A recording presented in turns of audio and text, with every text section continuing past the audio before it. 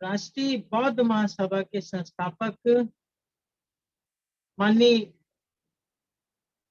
धर्म प्रकाश भारती बौद्ध जी, पूर्व एमएलसी, विधान परिषद उत्तर प्रदेश सरकार, और माननीय बादल सिंह बौद्ध जी, कार्यवाहक राष्ट्रीय अध्यक्ष राष्ट्रीय बौद्ध महासभा एवं राष्ट्रीय बौद्ध महासभा के राष्ट्रीय, प्रांतीय, जिला एवं क्षेत्रीय स्तर के समस्त पदाधिकारीगण, कार्यकर्तागण, उपासक एवं उपासिकाओं, जैसा कि आज सभी लोग, भारत देश के समस्त नागरिकों से मैं बात कर रहा हूँ कि सभी लोग यह जानते हैं, या जो लोग नहीं जानते हैं उनके लिए ये जानकारी है कि मैं आरसी धीमान, निवासी कानपुर उत्तर प्रदेश, यह घोषणा करता हूँ कि भारत के संविधान में मैं पूर्ण आस्था एवं विश्वास रखता हूँ। ये कि मेरा उद्देश्य किसी भी राजनीतिक दल की विचारधारा का समर्थन या विरोध करना नहीं है। यह कि मैं धर्म, मूल, वंश,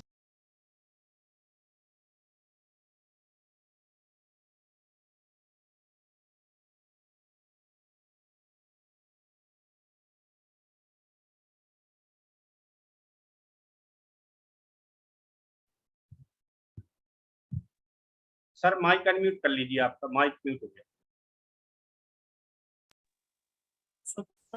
बंधुता और गरिमा का प्रबल समर्थन करता हूं। एक ही विधिक अज्ञानता को दूर करने तथा विधिक अधिकार और विधिक कर्तव्यों का बोध कराने के उद्देश्य से निःशुल्क, बिना किसी आर्थिक लाभ के, जनहित में मैं यह विधिक ज्ञान भारत देश के समस्त नागरिकों के समक्ष प्रस्तुत कर रहा हूँ। आज की वेबिनार की अध्यक्षता कर रहे माननीय अध्यक्ष महोदय एवं संचालन कर रहे माननीय संचालक महोदय, जैसा कि मैं पहले ही बता चुका हूँ कि किसी भी देश के अंदर शासन सत्ता करने के लिए संविधान द्वारा 3 अंगों की स्थापना की जाती है। इसमें एक अंग होता है कार्यपालिका, और दूसरा अंग होता है विधायिका, और तीसरा अंग होता है न्यायपालिका। कार्यपालिका का अध्यक्ष भारत के प्रथम नागरिक माननीय राष्ट्रपति महोदय होते हैं। पार्लियामेंट यानी लोकसभा, जिसमें भारत की जनता के द्वारा चुने हुए उनके प्रतिनिधि भारत की जनता के कल्याण के लिए, भारत के कल्याण के लिए काम करते हैं। क्या क्या कल्याण करते हैं?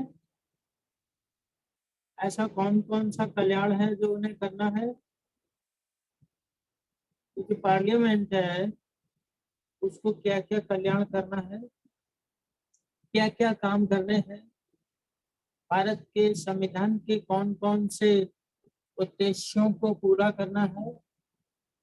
तो चाहे वह भारत की पार्लियामेंट हो और चाहे वह अन्य विधायिका हो, उनके ऊपर भारत का संविधान क्या उद्देश्य निर्धारित करता है।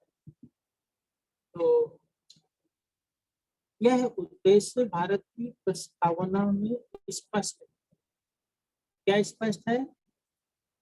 कि पार्लियामेंट का यह दायित्व है, सरकार का यह दायित्व है कि वह भारत को एक संपूर्ण प्रभुत्व संपन्न समाजवादी अंतनिरपेक्ष लोकतंत्रात्मक गण राज्य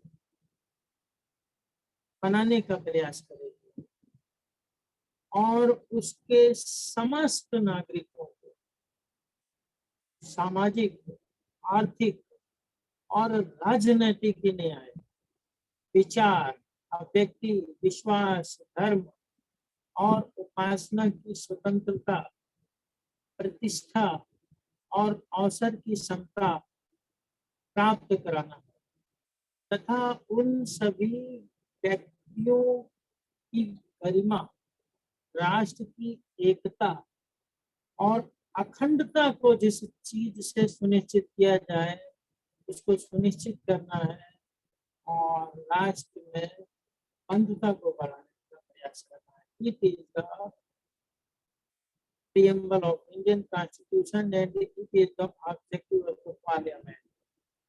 यही पार्लियामेंट का उद्देश्य है। ये जो पार्लियामेंट मैं आपको दिखा रहा हूँ जिसमें देश की जनता के चुने हुए प्रतिनिधि पहुंचते हैं उनका यही काम। अब इस काम में सबसे ज्यादा महत्वपूर्ण जो बिंदु है वो है कि उसके समस्त नागरिकों को, क्योंकि आज के जो लेक्चर से बात को रिलेट करती है, मैं उस बात को प्रियम्बल के अंदर से फोकस करता हूँ कि उसके समस्त नागरिकों को सामाजिक, आर्थिक और राजनीतिक न्याय प्रदान करना। इस तरह का न्याय प्रदान करना है, सामाजिक न्याय प्रदान करना है, आर्थिक न्याय प्रदान करना है और राजनीतिक न्याय प्रदान करना है। किसको प्रदान करना है? समस्त नागरिकों को प्रदान करना है। यह दायित्व न्याय करने के लिए एक तीसरा स्तंभ जो बनाया गया है वह है न्यायपालिका। कार्यपालिका के विषय में मैं बता चुका हूँ, विधायिका के विषय में संक्षेप में मैंने उसके उद्देश्य बताए। और अब हम बात करते हैं सुप्रीम कोर्ट ऑफ इंडिया जो न्यायपालिका, जिसका जो न्यायपालिका का सर्वोच्च भाग है। तो आज के व्याख्यान में हम लोग सुप्रीम कोर्ट के ऊपर चर्चा, सुप्रीम कोर्ट के ऊपर चर्चा करने से पहले हम बता दें कि व्हाट इज जस्टिस, न्याय क्या है। न्याय की अवधारणा अलग अलग विधि शास्त्रियों ने अलग अलग तरीके से दी। अलग अलग विधि शास्त्रियों ने अलग अलग तरीके से दी है, जिसमें कुछ विधि शास्त्रियों का यह मानना है कि समता, स्वतंत्रता और समता, स्वतंत्रता, बंधुता, गरिमा, व्यक्ति की गरिमा, ये व्यक्ति के लिए बहुत महत्वपूर्ण अधिकार होते हैं। और समता के साथ आचरण यदि किया जाए तो न्याय का एक चरण पूरा होता है। व्यक्तियों को समान रूप से स्वतंत्रता प्रदान की जाए तो दूसरा चरण पूरा होता है। व्यक्ति को उसकी गरिमा के साथ जो है जीवन जीने का अधिकार प्राप्त हो, कार्य करने का अधिकार प्राप्त हो, सामाजिक रूप से उसे न्याय प्राप्त हो, आर्थिक रूप से भी न्याय प्राप्त हो, तो उसे कहेंगे कि भाई न्याय मिल रहा है। तो इसलिए न्यायपालिका की स्थापना की गई। दूसरा, जो न्यायपालिका है, सुप्रीम कोर्ट ऑफ इंडिया है, उसका इम्पोर्टेंस क्या है? What is the importance of the supreme court? Supreme court constitution के अंदर क्या लिखा है? ये इंटरप्रिटेशन करने की सर्वोच्च न्यायालय, यानी कि संविधान में क्या है, यह माननीय राष्ट्रपति नहीं एक्सप्लेन करेंगे, माननीय प्रधानमंत्री नहीं एक्सप्लेन करेंगे, इंटरप्रिटेट नहीं करेंगे, कोई प्रोफेसर भी इंटरप्रिटेट नहीं करेंगे। उसको इंटरप्रिटेट यानी उस आर्टिकल के अंदर किस शब्द का क्या अर्थ है, किस आर्टिकल में क्या अर्थ निकल के आ रहा है, यह है इंटरप्रिटेशन यानी निर्वचन यानी अर्थ निकालने का काम सर्वोच्च न्यायालय का। ये बड़ी इंपॉर्टेंट पॉइंट है। निर्णय करना तो एक अलग विषय है, लेकिन माननीय सुप्रीम कोर्ट ऑफ इंडिया के पास जो महत्वपूर्ण पावर है वह यह पावर है कि भारत के संविधान के अंदर संविधान निर्माता ने क्या लिखा, उसका अर्थ क्या है, यह माननीय supreme court of India interpret करता है। यह इंटरप्रिटेशन की पावर हाई कोर्ट के पास भी है। सुप्रीम कोर्ट भी संविधान के अर्थ को एक्सप्लेन करता है, इंटरप्रिटेट करता है, और हाई कोर्ट भी इंटरप्रिटेट करता है, यानी कि इस आर्टिकल को बताता है कि इस आर्टिकल में इस शब्द का क्या अर्थ है, क्या भाव निकल रहा है। जैसे कि भारत के संविधान के अनुच्छेद 14 का इंटरप्रिटेशन अगर हम बता रहे हैं कि भारत के संविधान के अनुच्छेद 14 में लिखा हुआ है कि the state shall not deny any person to equality before law or equal protection of laws within territory of India। यानी राज्य किसी व्यक्ति को विधि के समक्ष समता या विधियों के समान संरक्षण से वंचित नहीं करेगा। It is written in Indian constitution article 14। तो मैं सिर्फ ये बता सकता हूं कि आर्टिकल 14 में ऐसा लिखा हुआ है, परंतु उस शब्द का निर्वचन करने की शक्ति हाई कोर्ट और सुप्रीम कोर्ट को ही है। एक एडवोकेट भी इंटरप्रिटेशन नहीं करता संविधान का, आर्टिकल का इंटरप्रिटेशन नहीं करता। इंटरप्रिटेशन करने की वास्तविक शक्ति जो है हाई कोर्ट और सुप्रीम कोर्ट को है, और इंटरप्रिटेशन अगर हाई कोर्ट करता है किसी आर्टिकल का, अर्थ बताता है कि इस आर्टिकल में ये बात लिखी है, तो उस इंटरप्रिटेशन को जब चैलेंज किया जाता है माननीय सुप्रीम कोर्ट में, तो माननीय सुप्रीम कोर्ट उसमें जो इंटरप्रिटेशन यानी निर्वचन यानी उस आर्टिकल का क्लियर अर्थ समझाती है, वही फाइनल इंटरप्रिटेशन होता है। बात समझ में आई? यानी लिखने वाले संविधान निर्माता के द्वारा जो भी लिखा गया है वो उसका अर्थ जो है समझाने का काम माननीय सुप्रीम कोर्ट ऑफ इंडिया और हाई कोर्ट के पास है। ये एक महत्वपूर्ण बिंदु है।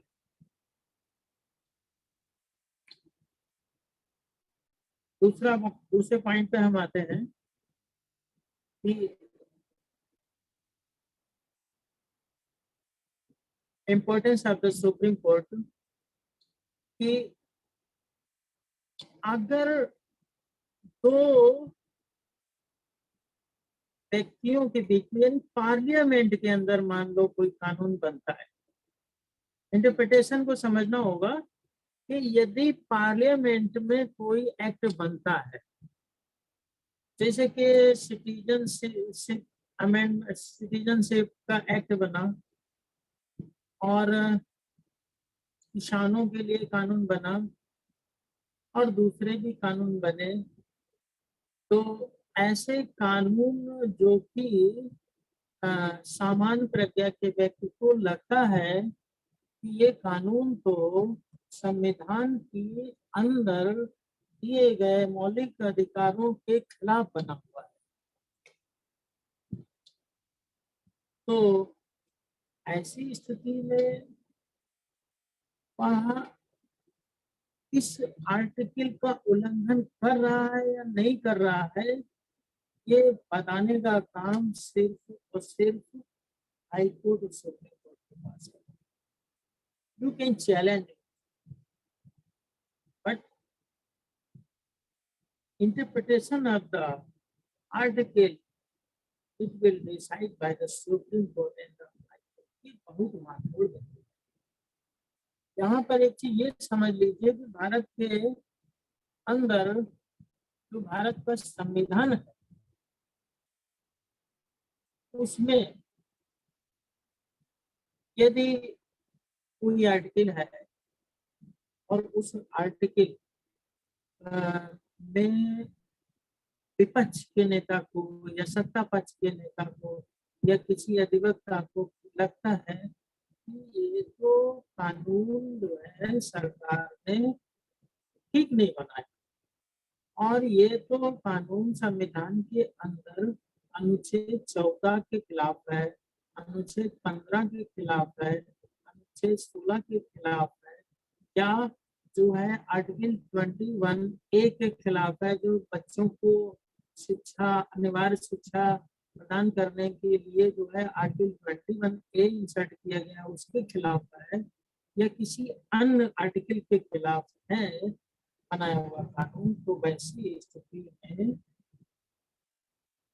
अनुच्छेद 13 के अंतर्गत जो है सुप्रीम कोर्ट को यह शक्ति प्रदान की गई है। सुप्रीम कोर्ट यह देखेगा, संविधान कहता है कि राज्य कोई ऐसी विधि नहीं बनाएगा जो संविधान के भाग 3 में दिए गए अधिकारों को छीनती हो या न्यून करती हो, और यदि राज्य कोई ऐसा कानून बना देता है जो फंडामेंटल राइट्स के खिलाफ है तो फिर वह कानून शून्य होगा या उल्लंघन की मात्रा तक शून्य होगा। ये आर्टिकल 13 में साफ साफ लिखा है। बट अब यहाँ डिस्प्यूट ये खड़ा हो जाता है कि ये जो कानून है क्या वास्तव में भारत के संविधान के खिलाफ बना है या नहीं बना। वकील साहब तो कह रहे बना है, परंतु ये फाइनल जजमेंट कौन करेगा, तो फिर उसका इंटरप्रिटेशन का अधिकार माननीय सुप्रीम कोर्ट और माननीय हाई कोर्ट को है। ये इंटरप्रिटेशन की पावर है और उसमें supreme power final judgement interpretation करने का अधिकार किसको है, सुप्रीम कोर्ट। उसी तरीके से अन्य विधियों के मामले में भी इंटरप्रिटेशन के मामले में सुप्रीम कोर्ट का निर्णय अंतिम निर्णय, इंटरप्रिटेशन की शक्ति सुप्रीम कोर्ट को प्राप्त है। यहाँ पर तो आप सवाल ये होता है कि ये सुप्रीम कोर्ट बनता कैसे है? संविधान के अंदर आखिर ये सुप्रीम कोर्ट की स्थापना कहाँ पे की गई है? तो जब हम देखते हैं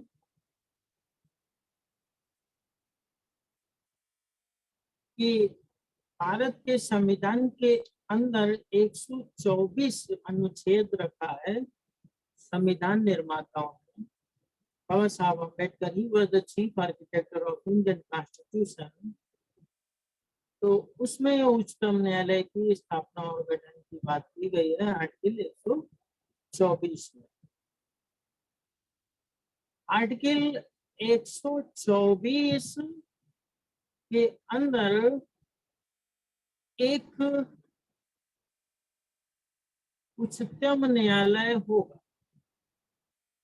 The article is explaining and telling us that there should be a Supreme Court in India. Bharat का एक उच्चतम न्यायालय होगा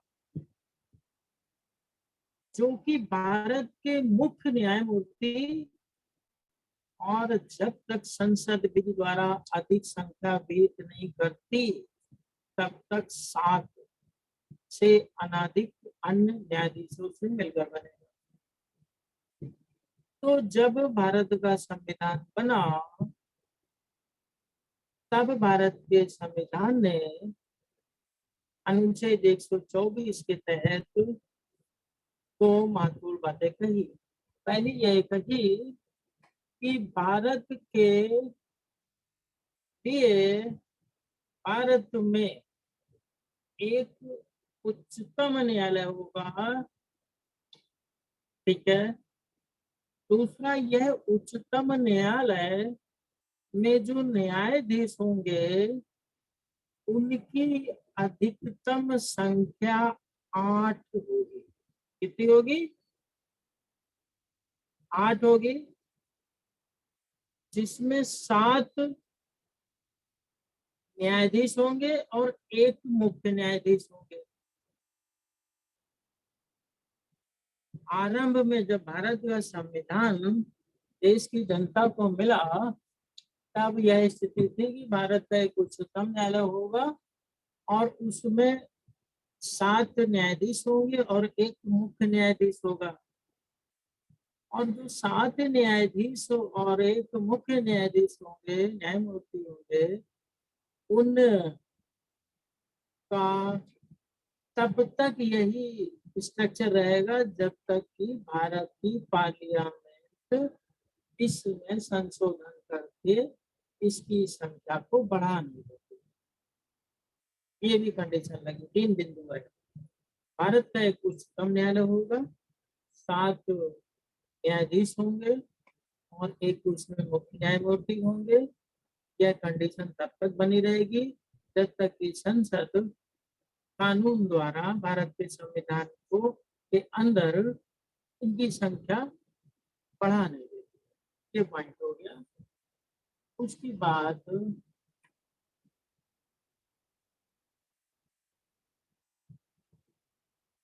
सात संख्या का जो मामला है वह आगे बढ़ता है। कैसे आगे बढ़ता है कि शुरू में 7 न्यायाधीश और 1 मुख्य न्यायमूर्ति थे, मिला के 8 हो गया था। फिर भारत की पार्लियामेंट को लगा के लोग सुप्रीम कोर्ट ऑफ इंडिया में ज्यादा केसेस ला रहे हैं। Burden of cases in the court is increasing. न्यायालय में केस बढ़ रहे हैं और केस पेंडिंग है। क्यों ना जो है न्यायाधीशों की नियुक्ति और कर ली जाए। तो फिर संख्या बढ़ाई गई और फिर यह 25 हो गई और फिर संख्या बढ़ाई गई और फिर जो है ये 31 है वर्तमान समय में, जिसमें 30 न्यायाधीश है और एक मुख्य न्यायमूर्ति है। 31 लोगों का पार्लियामेंट इस समय है, वो जो है सुप्रीम कोर्ट है, और जिसमें कुछ पोस्टें खाली है। तो ये हो गया स्ट्रक्चर आर्टिकल 124(1) के अंतर्गत जो है ये संविधान के अंदर दी गई शक्ति का उपयोग करके इसकी संख्या बढ़ा दी गई और वर्तमान समय में 31 न्यायाधीश हैं, जिसमें एक मुख्य न्यायमूर्ति है, जिसमें कुछ पोस्ट खाली, कुछ पोस्ट 4-5 मेरा अनुमान है। और अब चलते हैं 124 के अंदर। तो सुप्रीम कोर्ट के अंदर ये बात तो डिसाइड कर दी गई कि एक सुप्रीम कोर्ट होगा, उसमें 7+1 न्यायाधीश होंगे और संसद उसके अंतर्गत चाहे तो संशोधन करके संख्या बढ़ाएगी, तो संख्या बढ़ा दी गई और वर्तमान समय में 31 हो। परंतु इन लोगों के लिए जो न्यायाधीश है, न्यायमूर्ति हैं, उनके लिए, उनकी नियुक्ति के लिए क्या क्राइटेरिया भारत का संविधान तय करता है? तो अनुच्छेद 124 में पॉइंट नंबर 2 में बताया गया है कि उच्चतम न्यायालय के राज्यों के उच्च न्यायालयों के ऐसे न्यायाधीशों से परामर्श करने के पश्चात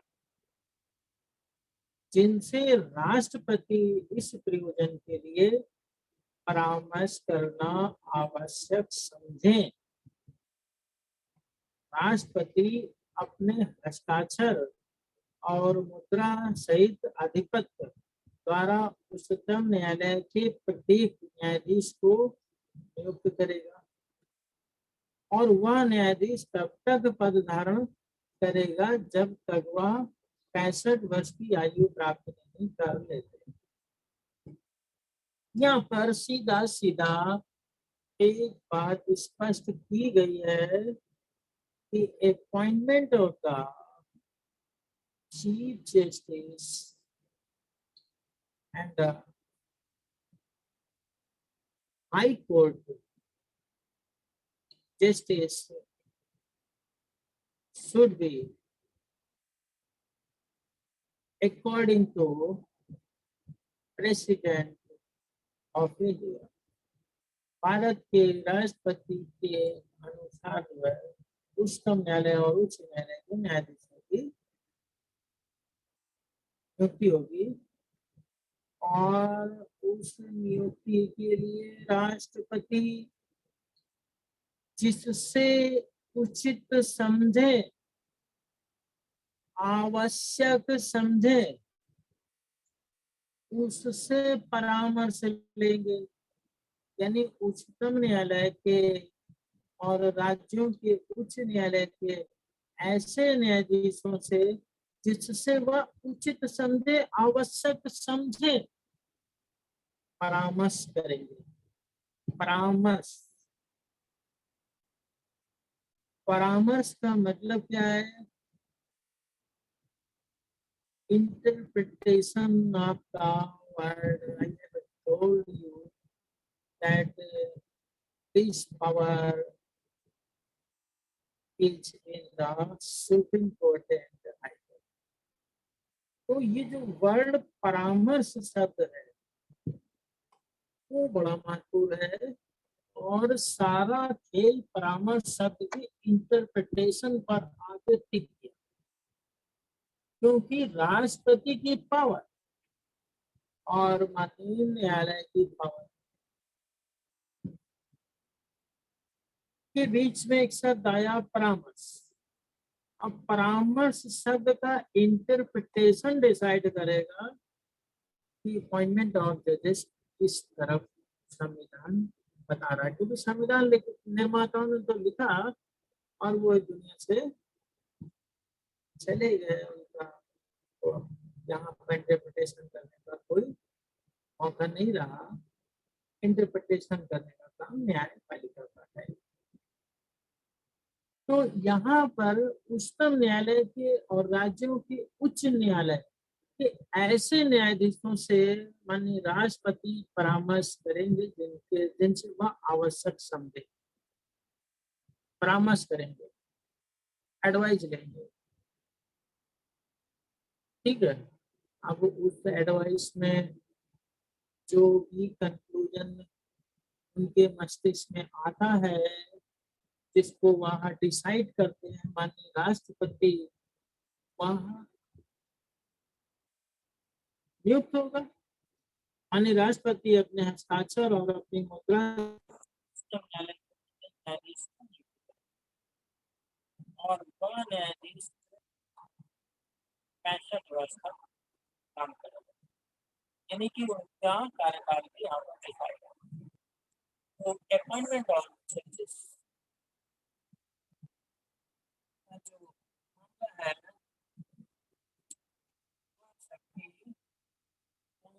राष्ट्रपति के पास, और राष्ट्रपति उच्चतम न्यायालय और उच्च न्यायालय के न्यायाधीशों से जिनसे वो आवश्यक समझे परामर्श करने के बाद हाई कोर्ट के न्यायाधीश की नियुक्ति करेंगे।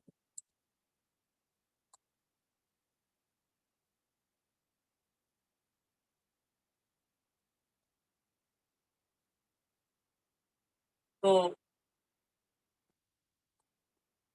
एक कंडीशन भी आगे लगाई गई, क्या लगाई गई?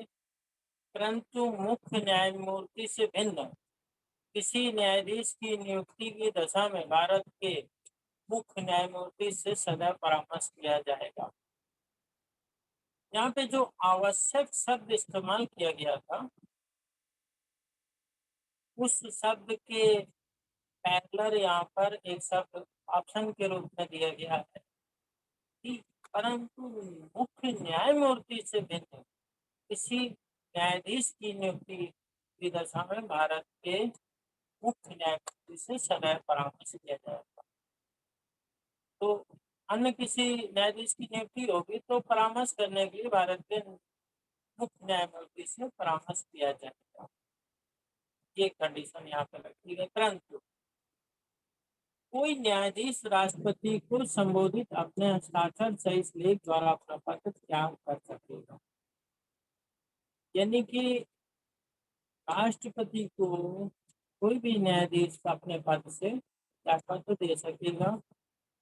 किसी न्यायाधीश को खंड 4 में उपबंधित रीत से उसके पद से हटाया जा सकेगा। और 52 के है उच्चतम न्यायालय के न्यायाधीश की आयु ऐसे प्राधिकारी द्वारा ऐसी रीत से अवधारित की जाएगी जिसका संसद विधि द्वारा बंद है। यह जो है आयु के मामले में जो है उच्चतम न्यायालय ने यहाँ पर संसद में जो पावर है वो पावर संसद बनाएगी, विधि की नियम बनाएगी कि कैसे उम्र डिसाइड की जाए।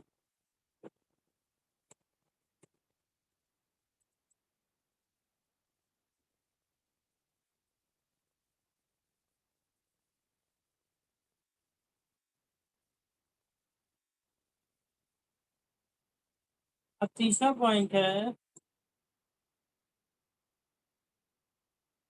कोई व्यक्ति उच्चतम न्यायालय के न्यायाधीश के रूप में नियुक्ति के लिए तभी योग्य होगा जब वह भारत का नागरिक होगा। इसका मतलब है आर्टिकल 124(3) में योग्यताएं बताई गई हैं उच्चतम न्यायालय के न्यायाधीश की नियुक्ति के लिए। पहली योग्यता क्या होनी चाहिए? उच्चतम न्यायालय के न्यायाधीश के रूप में नियुक्ति प्राप्त करने के लिए कोई भी व्यक्ति अगर उच्चतम न्यायालय का न्यायाधीश नियुक्त हो रहा है, उसमें ये क्वालिटी होनी चाहिए कि वह भारत का नागरिक होगा। से भारत का नागरिक होना चाहिए, तभी वह योग्य।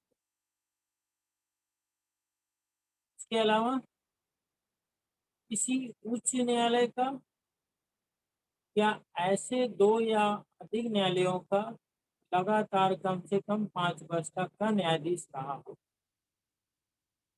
अब कोई भी व्यक्ति उच्च न्यायालय का, उच्चतम न्यायालय का न्यायाधीश नियुक्त होने के लिए दूसरी क्वालिटी उसमें होनी चाहिए कि वह व्यक्ति भी नियुक्त हो सकता है जो किसी उच्च न्यायालय या 2 ऐसे अधिक न्यायालयों का कम से कम 5 वर्ष तक का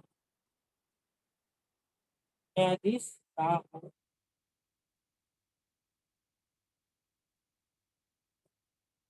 और ऐसा जो है कि वकील जो 10 वर्ष तक अधिवक्ता रहा है वो भी नियुक्त हो सकता है, जो राष्ट्रपति की राय में पारंगत विधिज्ञ हो, मतलब राष्ट्रपति को ऐसा लगना चाहिए कि वह कानून का अच्छा जानकार है, तो फिर वह सुप्रीम कोर्ट का बन सकता है, सुप्रीम कोर्ट का न्यायाधीश बन सकता है। स्पष्टीकरण में बताया गया इस खंड में उच्च न्यायालय से वह उच्च न्यायालय से विपरीत है जो भारत के राज्य क्षेत्र में किसी भाग में अधिकारिता का प्रयोग करता है। उच्च न्यायालय से आशय है किसी भी स्टेट के अंदर उस स्टेट का उच्च न्यायालय और भारत के राज्य क्षेत्र में संविधान द्वारा उसको डिसाइड कर दिया। दूसरा, इस खंड के प्रयोजन के लिए किसी व्यक्ति के अधिवक्ता रहने की अवधि की संगणना कैसे होगी, मतलब वो अधिवक्ता है भी या नहीं है और उसने 10 साल प्रैक्टिस की भी या नहीं की और प्रैक्टिस रजिस्ट्रेशन करा के बैठा रहा, मान लो केस ही नहीं करा, क्या है उसका क्राइटेरिया, कैसे माना जाएगा, कैसे डिसाइड होगा है प्रैक्टिस की। तो किसी व्यक्ति की अधिवक्ता रहने की अवधि की संगणना करने में वह अवधि भी सम्मिलित की जाएगी जिसके दौरान किसी व्यक्ति ने अधिवक्ता होने के पश्चात ऐसा न्यायिक पद धारण किया है जो जिला न्यायाधीश के पद से अवध नहीं।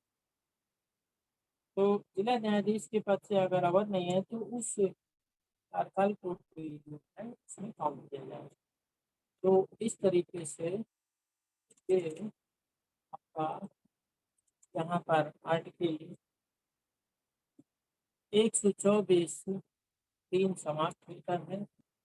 चूँकि समय बहुत हो रहा है इसलिए अब यहीं से इजाज़त लेंगे आप लोग से और कॉलेजियम पर और बाकी जो इसका शेष भाग आर्टिकल रह गया है उस पर लोग नेक्स्ट वीक में चर्चा करेंगे। यहीं से क्योंकि 9:11 हो रहा है तो फिर जो है समय इजाज़त नहीं देता है ज़्यादा टाइम लेने का। और बहुत बहुत साधुवाद माननीय ईमान साहब, आपने आज जो भी जानकारी फैसिलिटीज कर दी है। आवाज नहीं आ रही है, आवाज नहीं आ रही सर। बहुत बहुत साधुवाद माननीय धीमान साहब, आज आपने जो जानकारी दी है। हमें आज के कार्यक्रम की अध्यक्षता कर रहे माननीय डॉक्टर मुंडे साहब से मेरा अनुरोध है कि अपने माइक को अनम्यूट करें और आज के इस वेबिनार पर अपने अध्यक्षीय उद्बोधन रखें। माननीय मुंडे साहब। जय भीम, नमो बुद्धाय। जय भीम, नमो बुद्धाय। साथियों, आज का जो विषय था कि कैसे जो हमारे प्रीएम्बल्स हैं उनको कैसे सही मायनों में उनको इम्प्लीमेंट किया जा सकता है और सबको न्याय जो है वो मिले। मेरी आवाज आ रही है सर? मेरी आवाज आ रही है? जी, क्लियर क्लियर, कंटिन्यू प्लीज। मेरी आवाज आ रही है सर? हाँ, आ रही है, कंटिन्यू रखें। आवाज आ रही है सर, कंटिन्यू रखें। आवाज आ रही है सर? जी आ रही है सर, आ रही है।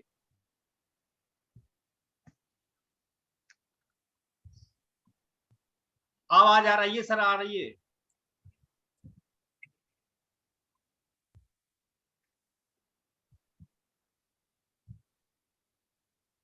माननीय अध्यक्ष जी, आज की आवाज आ रही है, कंटिन्यू रखें।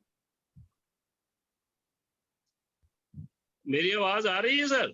जी जी आ रही है। आवाज नहीं आ रही है? आ रही है, आ रही है, आ रही है।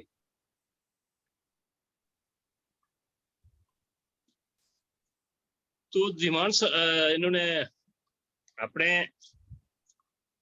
प्रोफेसर साहब ने, आरसी धीमान साहब ने बहुत अच्छी तरह से एक्सप्लेन किया है कि हाउ द जुडिशरी, वो कैसे जुडिशरी को हमारे संविधान में जो प्रावधान है। आवाज आ रही है सर? जैसा मोदी साहब आ रही है, आ रही है आपकी बात।